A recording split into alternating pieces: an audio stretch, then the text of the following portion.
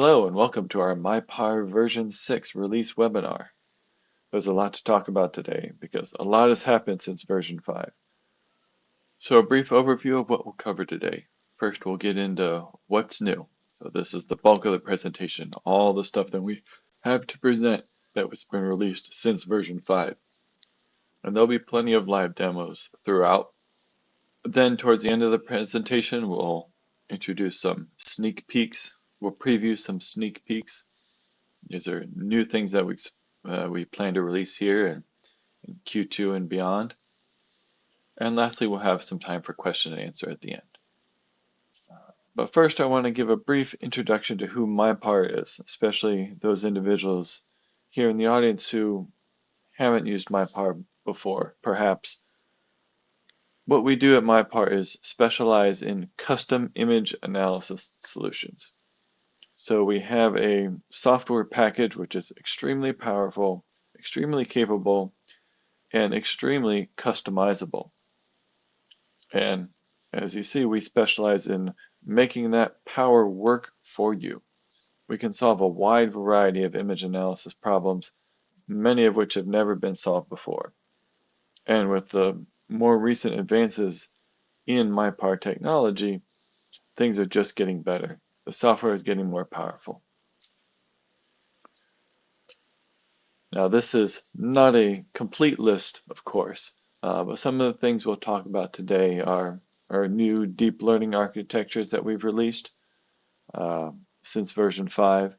We'll talk about our batch processor redesign. We made things simpler and also more useful. We have new visualizations that can be produced by the batch processor. And we also have a larger number of performance improvements. But first, let's talk about deep learning. In MIPAR version 5, the one model that we had available was the segment model. This is used to classify pixels in the image based on what the model thinks is at that pixel. And the segment model is, shall we say, old technology. I don't want to say that. It's still plenty capable. The segment model is a fine model, but there are times when it doesn't quite have the power that you need. And in those situations, UNet models are just bigger and better. They're better at handling complex structures in the scene.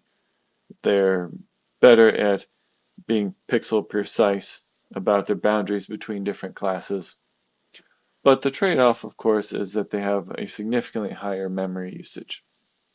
For context, you can train a segnet pretty comfortably on an NVIDIA 1080 Ti, decades-old technology. With a UNet, you can use a 1080 if necessary, but you start being limited in how large and powerful you can make the model and what your batch size is. You'll get more flexibility and power if you train on a 3000 or 4000 series card. The next two model types that we've introduced to MIPAR are YOLO-X and Spotlight. So YOLO models make a very specific trade-off. They're very focused on identifying different classes of objects in an image, better even than UNet sometimes, at the expense of precisely following feature edges. So they're great at finding inclusions, but they're not so much great at separating material phases. Now with this trade-off, they're also significantly lighter weight, even more so than segment models. Now Spotlight is basically the opposite. It's excellent at tracing feature edges and being very intelligent at capturing complex features, like for example, weld melt pools. We'll show you several examples of that before. But it basically has no concept of what class different features belong to. It's also the heaviest weight model that you can use in MIPAR. Now you can actually get a lot of utility from combining YOLO-X with Spotlight. You use the YOLO-X model to find the rough locations of each type of feature, and then use Spotlight to precisely outline each of those features. And this is a very powerful workflow. I should note also that you don't need to use YOLO models for this. You can use segnet or UNet models as well to prompt Spotlight and to give classification power to its outputs. We'll see an example of this later where I take a UNet to find some very intricate features and then use Spotlight to refine the edges of those features to achieve a pretty amazing result. So here we have some example best images, the different types of problems that these models can handle. Um, Obviously, this is just a limited selection. It's not the entire gamut of what can be done, but it's good to learn from. So here we have a grains image, and the SegNet model was trained to find the edges of these grains. If I zoom in here so that you can see, the SegNet model has learned what edges are in contrast to what might be a scratch or just some sort of other distracting feature. The, the model has learned to ignore these. And as a result, we have very fine detection of these edges. Very clean and really a great example of the power of SegNet models. Even if they're not the most modern, they're still very useful. Now, UNets, on the other hand, they're larger and they preserve more spatial information throughout the model.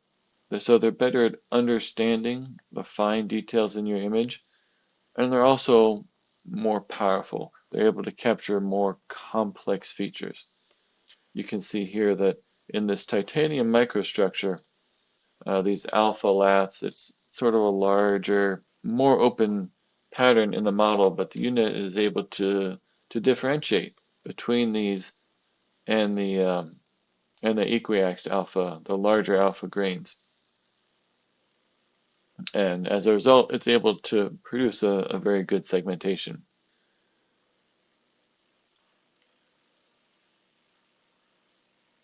In addition, UNet's power means the same model is excellent at generalizing to other imaging conditions. So this is the same model as I showed you on the previous slide. The same problem, equiaxed alpha versus alpha lats. And again, it's able to very accurately find the larger alpha in this image as opposed to the finer lat structures. And here we have an example of a best use case for YOLO models. Now in this image, this is the underside of a leaf. We have what are known as stomata. It's a pair of cells in a football shape that can open up to let air into and out of the leaf.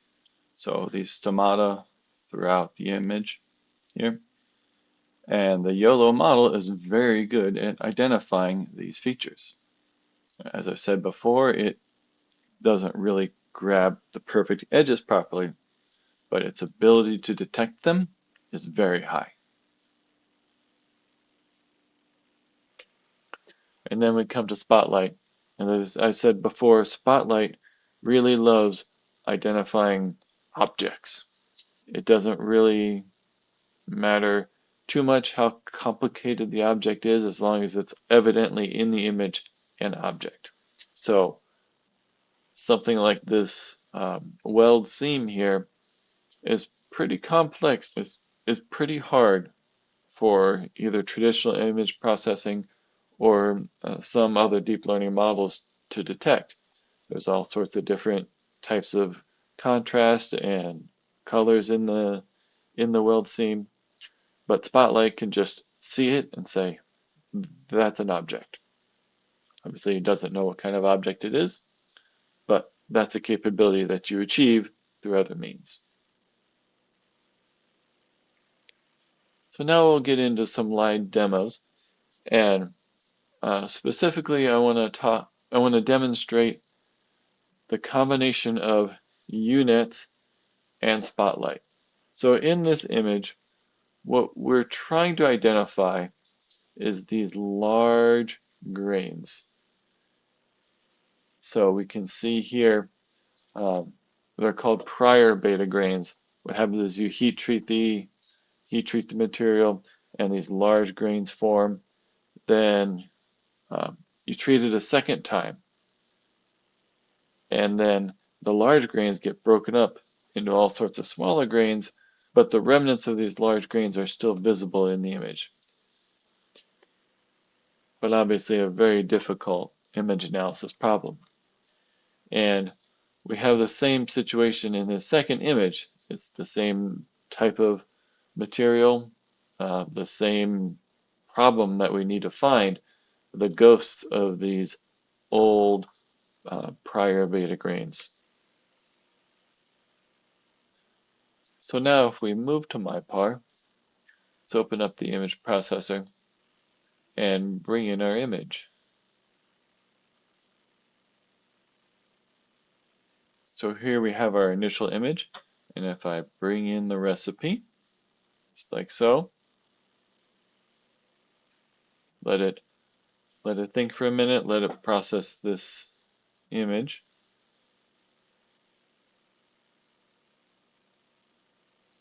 And it doesn't take too long. And there we are. And obviously something this complex, it's not going to be 100% perfect, but as far as obtaining usable measurements and reasonable statistics on a microstructure like this, we really do get very good results, very good identification of the different features here in the image. So we can see very good identification of these prior beta grains. And the same model will work on a second image, right? Because UNets, as I showed before, they're very capable, very good at learning the essential features of what you want them to learn. And Spotlight requires no training whatsoever. It's already trained, it's already able to detect objects. And again, we see successful identification of a lot of these beta grains. They're found basically perfectly. So certainly good enough for accurate statistics and for usable measurements from this image. So let's show another application here. And this is measurements of weld beads. So I have a number of different images here of these welds, and we want to just obtain some measurements from them. So if I bring this recipe in, now this is a pure Spotlight recipe.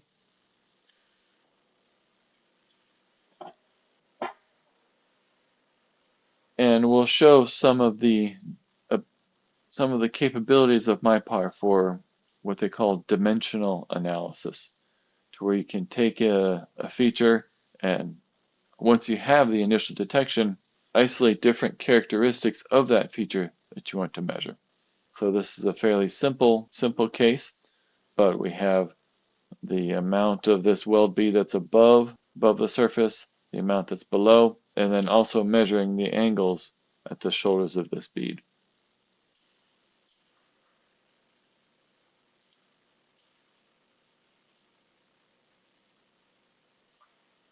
And as Spotlight is such a powerful zero-shot, zero training necessary application, it's entirely capable of handling all sorts of different types of images. All right, and one more. We'll go from a dark bead to a very light bead. Again, basically the opposite. Traditional image processing would have a high amount of difficulty trying to find this, also trying to deal with background of different types. Spotlight doesn't care, grabs the object, and then the power of MIPAR to pick out these different characteristics handles all the rest of it. So let's move to talking about the batch processor redesign. And I really think this will be most effective if I simply start with the demo. So here we have the old MIPAR version 5, well, 5.1, and we have the batch processor here, and you can see it's pretty cluttered. There's not a whole lot of space for viewing your image names or viewing inside the recipe, um, and not really much space to add more to keep the batch processor from just becoming very unwieldy. And if you're familiar with our real-time processor, it's no better because it's basically the same except copy and pasted. So everything is duplicated except for pointing it at a folder rather than giving it a list of images. With our redesign, we really wanted to solve a lot of these issues and make space to expand the batch processor with new functionality without having the whole thing just continue to become a mess. So let me bring up the new and improved. We can see that the real-time processor is just gone. It's been folded into the batch processor, its functionality. And if we open up the new batch processor, we see it's significantly different. And all the functionality is still there, it's just been organized now to where you're not trying to sort through everything on screen all at once. And we've organized things into tabs to keep them off screen when you're not using them and to free up space for new features, new functionality that we want to add. So we have our input tab, of course, we have your recipe and your images. This toggle switches you between batch and real-time mode. So this is how you access the real-time processor functionality. And now we have space for the images to be listed there. You can see them as they get added to your batch in real time. In our output tab here, we can have, again, as before, the session name, the save location, some expanded results options. Now that there's more space in the processor, we can add some more checkboxes, add some more options of outputs that you want. And the biggest new thing is our detection preview and our measurements preview. This will allow you to see the overlays of the detection and the table of measurements as the images are being analyzed in real time. So if we bring in some images here, we have these nickel precipitates, and the task is to identify these secondary, these large precipitates, and then the tertiary, which are the very small ones. I'll bring in the recipe. I will bring in the images. Just as with the previous batch processor, you can just hit process. And the image is displayed. Once it's analyzed, the overlay will be displayed and the measurements will appear here on the right.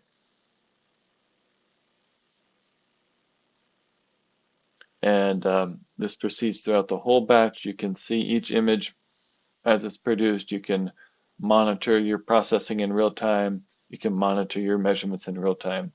Really, it's another level of convenience that MIPAR was really needing, and now with our redesigned batch processor, we have the space for it.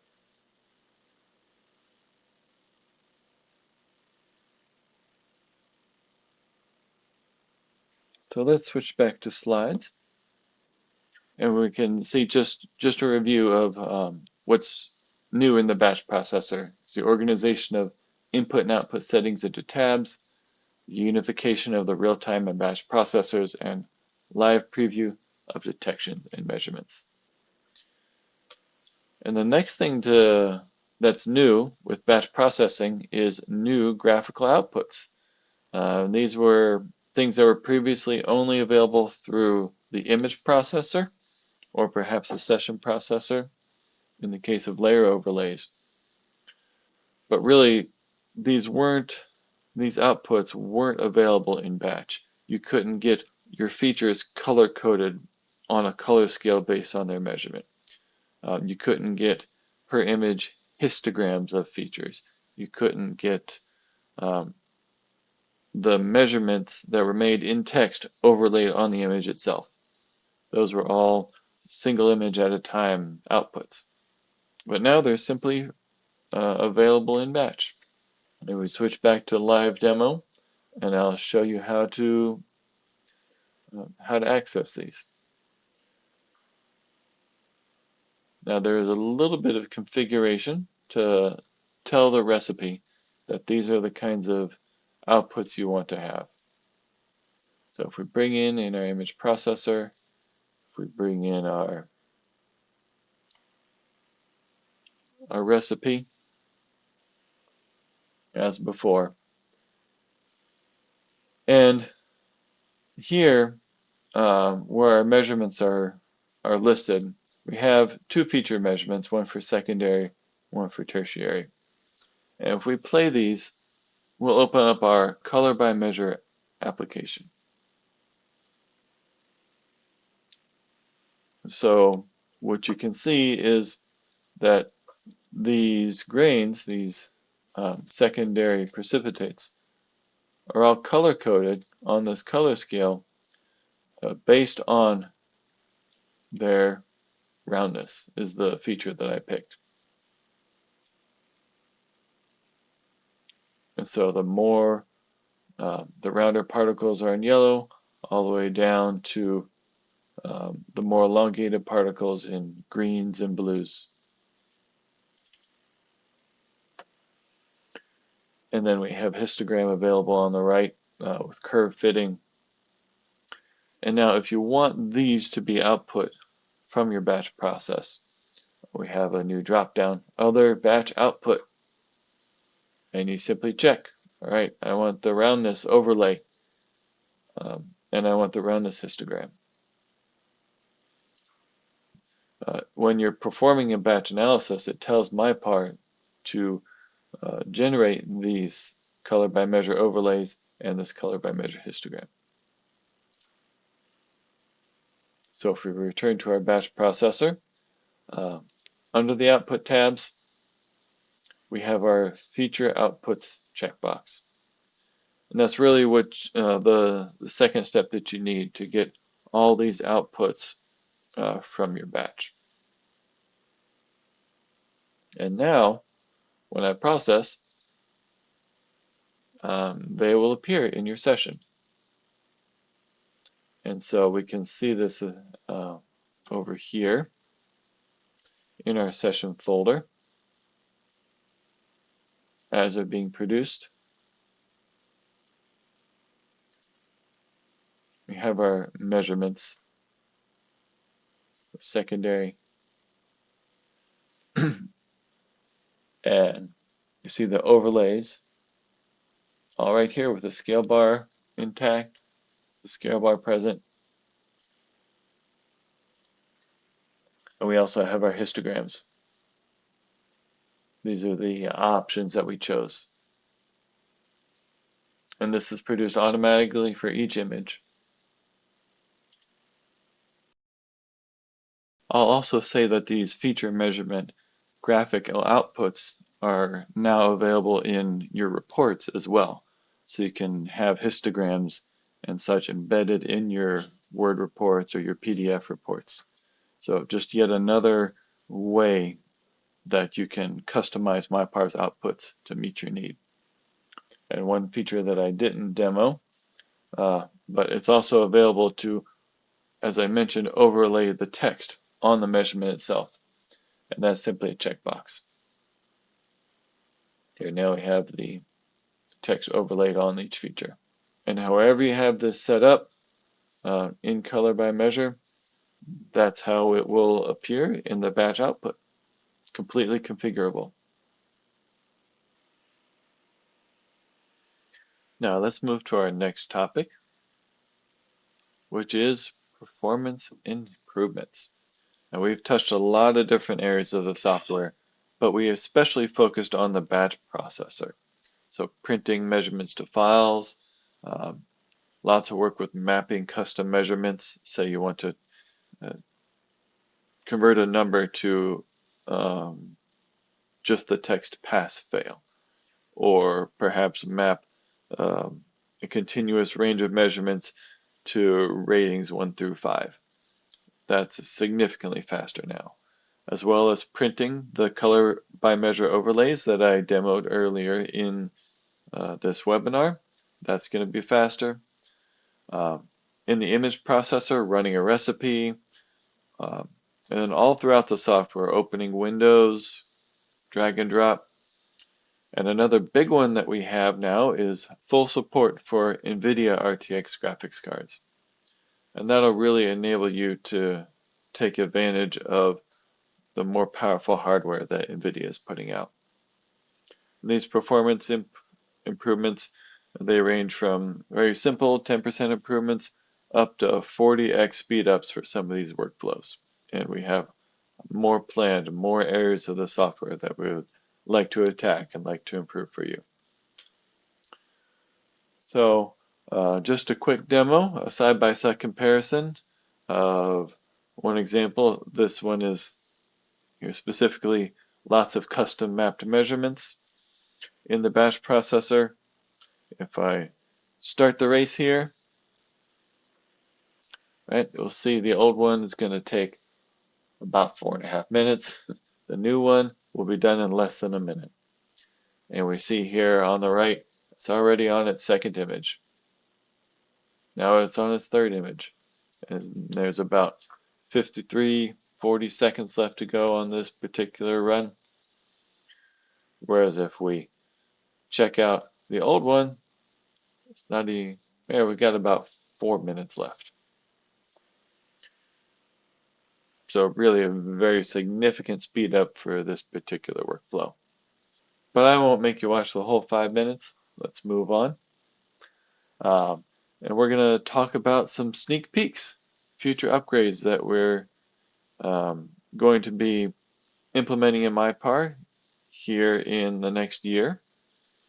A big one is major spotlight enhancements. So aside from just the general quality of the spotlight models, we're also going to be adding new prompting modes with text and examples. Also image measurement overlays and more app redesigns. So let's dig into Spotlight, these improvements just a little bit. Today, when you want to do your tracings, you have to pick each item individually. Now last year, this was state of the art. No more having to exactly trace each individual feature. You can have Spotlight find all your edges of your features very nicely for you. But in the very near future, with Find Similar, you simply pick one or two of your features, and Spotlight will go through and find a whole bunch more. Performing tracings will be an order of magnitude faster. And we also plan to incorporate this technology into recipes. So if you have a Spotlight step, you can give it some examples of features that you want. And as you present new images to Spotlight, it will find these features that it knows about. Very powerful, very exciting stuff coming. And also text prompting.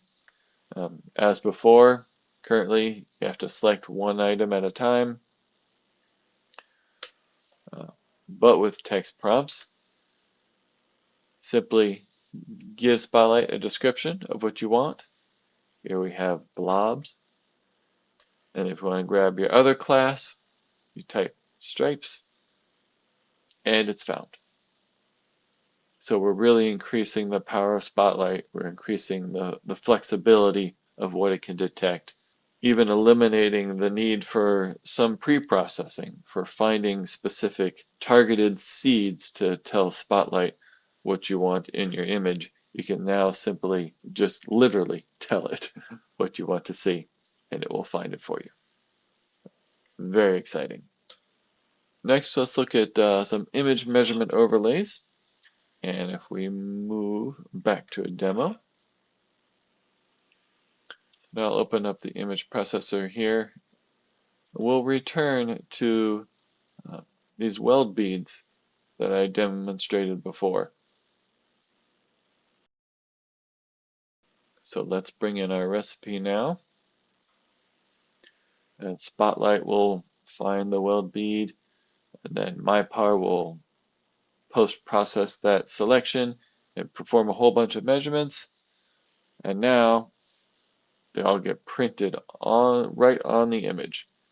So we have the angle of the shoulders, we have the mean and max of the upper depth, and the mean and max of the lower depth. We also have a custom pass-fail measurement here for whether this mean Y length, this mean depth is large enough.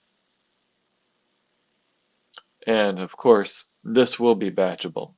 So all the images that you have in a batch, if you have these text overlays enabled, will be printed right there.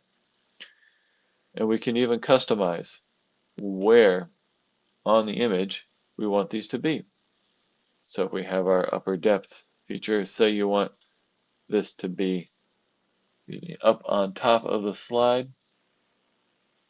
If I adjust height, just like that.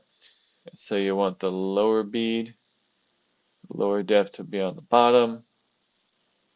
I set this here. That way it's not covering up the feature itself. So lots of customization to get your images, to get your overlays and your batch exports looking exactly how you want it. Now let's pull in another example. And we'll return to our weld seam images from earlier, the one that I was using to demonstrate a Spotlight only workflow. And again, I'll show the power of MIPAR, one, to post-process the Spotlight selection, but also now to overlay measurements directly on the image. And you can see the type of sophistication that MIPAR can achieve with its dimensional analysis. So we have a whole bunch of grid lines here drawn dynamically on the image in response to what's in the image. So these aren't just static lines. They're drawn by MIPAR to match what's going on in the image and what is detected, and then all sorts of measurements of those lines, and again laid directly on the image itself. So lots of sophistication available in MIPAR with regards to dimensional analysis, pairing it with Spotlight, pairing it with image measurement overlays, and really the ability to customize MIPAR for your specific situation is greater than it's ever been. So now let's return to the slides. So you can look for these improvements to all be coming out here in 2026. Very exciting times ahead. So with that, I'd like to say thank you for attending. We've covered a lot today, and obviously there's much more that I couldn't cover. For a detailed list of all the improvements that we've made, we now have this web page, mipar.us/what's new. So simply type in your current MIPAR version. Say you're on 5.0.0. And it will tell you all the cool stuff that we released. So feel free to look through if you're curious about the type of innovations and improvements that we've been making to the software. All lots of good information here for you to browse through. I didn't even touch on importing PyTorch models into MIPAR. If you have any questions, feel free to contact us. You can find us on our website, mipar.us, or email sales@mipar.us. So again, thank you for attending, and we will have time now for questions. Feel free to type your questions in the chat, and I will get to them. So the question is, any concerns with compatibility with version 5s of the software? And the answer is no, there shouldn't be. We take a lot of care to make sure that old recipes will still work in new versions of the software. We have lots of consideration for that. So if any recipe that you have, you find out that it doesn't load for some reason, you can send us a message, because that would be a bug in the software that we would need to address. So send us an email at support@mipar.us, and we'll work to make sure that your recipe loads and it runs, and the measurements and detection should all be the same. All right. Any other questions? Can I talk more about recipes, what they are and what they do? So a recipe is basically an image analysis algorithm. So if you think of your traditional thresholds, or say noise filters, rejecting features based on their size, cleaning up tiny particles, those sorts of image analysis processes that you want to do to your image, they're all stored in a recipe. The recipe is a sequence of steps. The recipe then also holds all the measurements that you want to perform on the output of that image analysis. So you have different layers, we call them, which are binary images that you have decided to save out as a named segmentation. We can perform measurements on those. And all that is packaged inside our recipe. So when you load the recipe into the batch processor or the image processor and give it an image, it contains everything that you need to actually get your outputs at the end, your overlays and your measurements. So are there any specifications on image quality? That's hard to say. MIPAR has a lot of capabilities for cleaning up a messy image. We can do shading correction, we could do noise reduction. We have a lot of pre-processing filters that you can use to sort of normalize an image, remove distracting features. And then with deep learning, obviously they can be trained to ignore distractions, to ignore noise or stuff that's in the image. So there's certainly a lot that you can do if your images are suboptimal. Although I will say, obviously a better image will make the job easier for the model or for your pre-processing recipe. You sort of have to take it on a case-by-case basis. Let's see, can we show a spotlight workflow for particle detection after deep learning? So I have the example that I showed in the webinar of finding the prior beta grains. Not exactly sure what you mean by a spotlight workflow, but basically what you do, if I think about how you would process this. So you take your image and you apply your deep learning model to it. So in the case of YOLO models, you'll get out the locations of each of your features.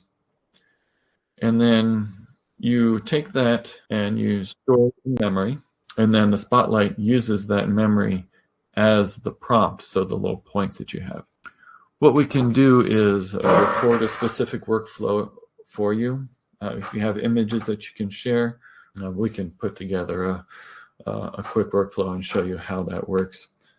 You can reach out to us at support@mipar.us. If you all would like to see, maybe I can put together a demo video as well and put that on our YouTube channel. So sort of hard to just explain with words, but I'll make sure those resources are out there in a minute. And of course, if you want to send us your images, we can do that for you. Let's see, during batch processing, there is recipes and also current process displayed. Is this one of the steps within the recipe, or is it something else? So it depends on how you set your recipe up. Let me open up MIPAR here, and I can demonstrate. Let me turn the screen share on.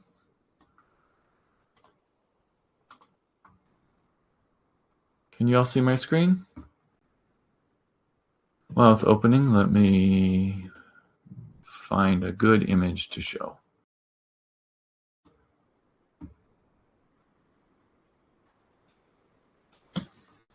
Okay, so if I have the image processor,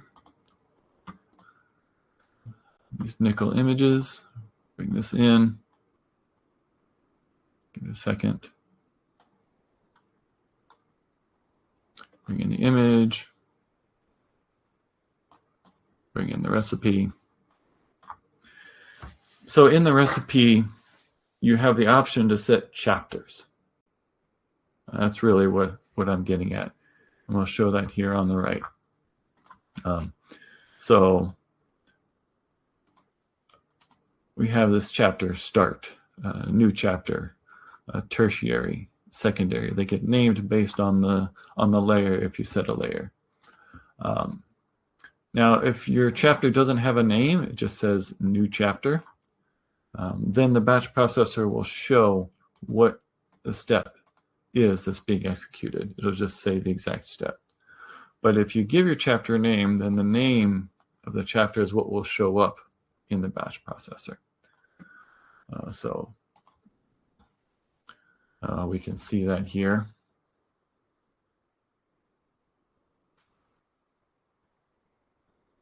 In case anyone didn't catch what the question was about, this little status down here at the bottom. So for process, we see it's, the current process. See, it's just secondary because it's down at the bottom there. And it's paused on secondary for a long time because it's now that's the last step and it's printing measurements and saving stuff. So that was what the question is about, and that's how you customize the display in the batch processor. Any other questions? The nearest neighbor measurements between particles based on centroid or based on the actual spacing between the edges. We have both. You can measure either one. So if we add a measurement of secondary here, we have nearest neighbor. So that's the from the centroid location. If you want to get the nearest edge, we have to do a little bit of work here, just a little bit. So we have a cleanup step, replace with nearest edge distance. So now we have the nearest neighbors for each of these particles. You see some chains here because of this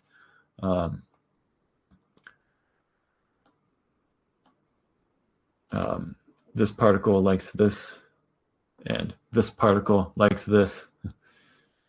So you get a little bit of overlap, but this is how you get those measurements. And we can take this feature, set layer, nearest edge neighbor, and do measurements on that. So you would likely want the caliper diameter in that case.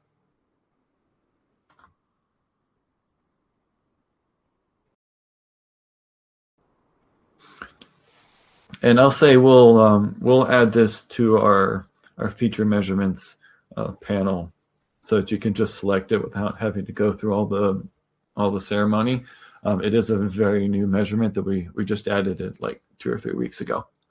So we'll have it in the regular feature measurements window soon. We have a question on how does MIPAR separate conjoined particles? All right, so if I have here, so you're asking about like this cut that was made through these two particles or through these two. You might say this is probably a more reasonable example. And we simply have a step, separate features. So it's located under morphology. Morphology, separate features. And lots of Lots of configuration. You can change the separation strength. Higher numbers are weaker. Although apparently this is it's very eager to separate this particular this particular situation. You can set maximum line length, whether you want the lines to go to the edge, the thickness of the line that comes out. If I actually go in and edit the current step, then you'll be able to see it working properly. So I reduce the strength. Eventually these stop being found. You can also, one of the things that I've done in really complex cases where you can't just rely on the segmentation, is training a deep learning model to do the separation. Right. On one hand, Spotlight itself is very good at finding edges. So this edge was found just through normal thresholding and cleanup. But Spotlight itself can really identify these precisely.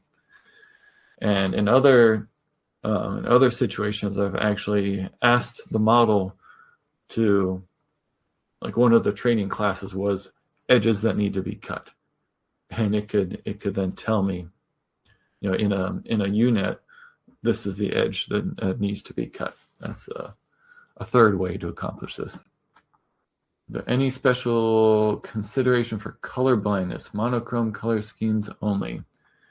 Yes. So this is something that I often do when we have overlays like this. I'll take the red and I'll make it purple. I do believe that should be the default, to be honest. But that's from my history as a life sciences researcher. I had a lot of, there was a trend to do that. So that's the first thing that you can do. Also, if you have, for example, a grayscale step and you want a false color, let's see if I can find here. If you have a false color, you can change the color map to find one that's more colorblind compatible. And we also have that customization in our color by measure as well. So this is the Parula, but you can switch this to, well, that's not good for colorblind, but something like this. Hot to cool. That way it's a more colorblind friendly color scheme. Or, you know, you mentioned monochrome. We do have, I think this one, although it's kind of hard to see overlaid on this image. But at least the histogram then is more monochrome. Or, you know, I could just pick green. Like, hard to see because I'm looking at the tertiary particles, the little ones. So yeah, there is adjustments that you can make for color blindness. I do have a question for you all. One of the polls that we ran, it said, you know, what's one of your challenges? And a number of people put in integration with existing tools as a challenge that you had.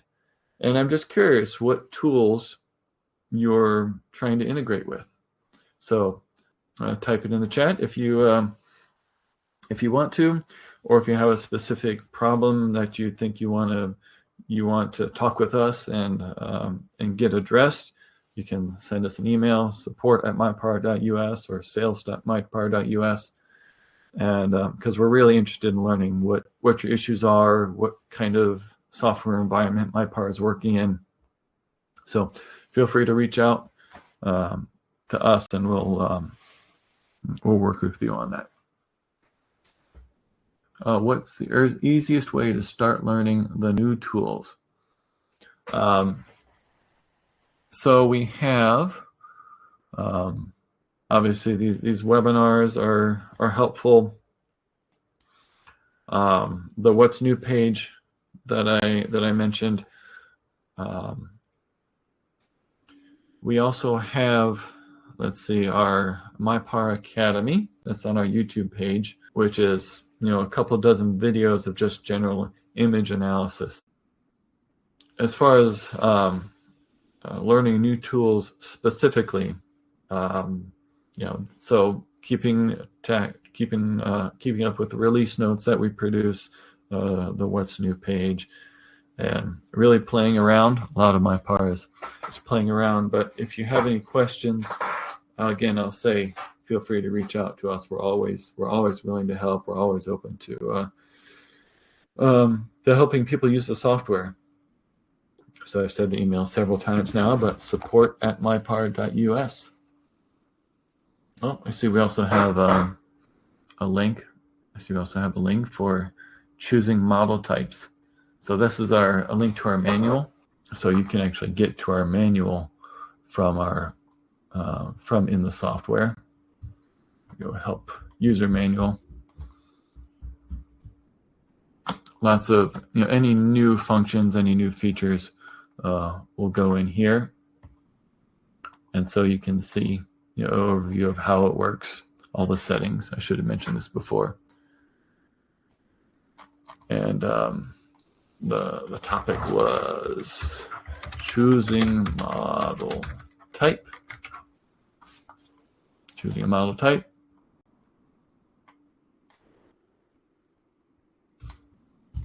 And lots of good information here in the manual. All right, then, if there's nothing else, then we will say thank you for attending. It was a good time. Good to interact with you all and share what's new with MIPAR version 6. So a comment that I'll say: we're also working aggressively on a new onboarding system to help reduce the learning curve. Yeah, this is a big project inside MIPAR, putting together a new onboarding system that will be very, very comprehensive. Okay, and thank you all.